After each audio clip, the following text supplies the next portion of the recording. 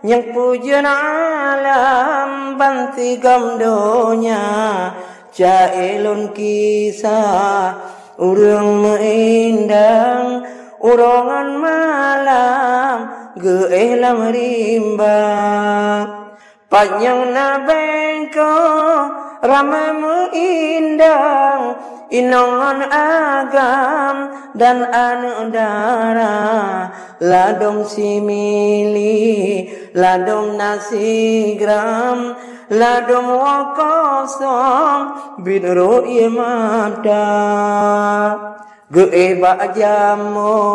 ngan plastik hitam ujian ngan angin jama membura bunga terasi kadang asam bantai malam nyamplo aku menyosi manyam roh melam indang tingai sembahyang nyan ban gembira rada pucuk le urang meindang getingai buat ablang balik on juta ladong jabunga gewa malam nanyong si bulan ngon masih darah berangkat subuh ngon masih agam geba makanan lam awi ija kupingan ruka wajib basajang payah muutang nyahana belanja cukup kan sude urang meindang payah merundam bulut buanyang na daduk di gampang lebih lamumang menyohana peng sabe mendawa menyokana peng ule ka aman ada angan maksigam kapah lemhaba hana belte hale gutanyang bertatan kenang peng-peng PKH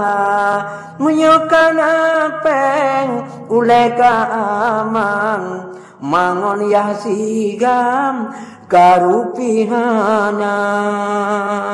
cukup tak sedih urang meindang payah merendam bulut punyang na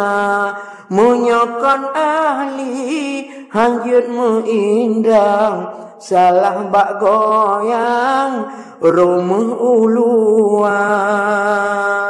menyoka carang lagi mak pocang wate goyang bila lemata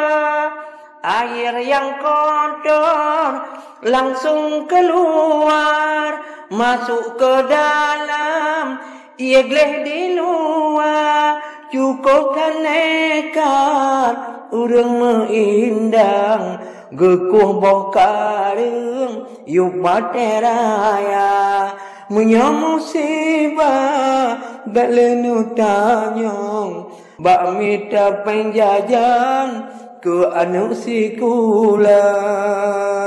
bak gucok tanah payah ku kareng na patah tulung rot bateraya lam urotare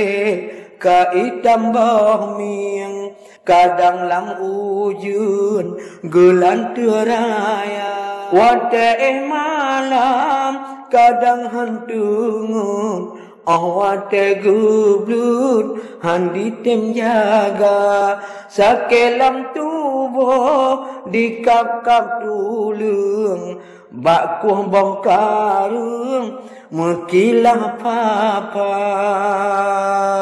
gelanto kaso kagelung plastik bungan kuah mi terasi pina mita penghalu pucuk triang lumi demi ke anu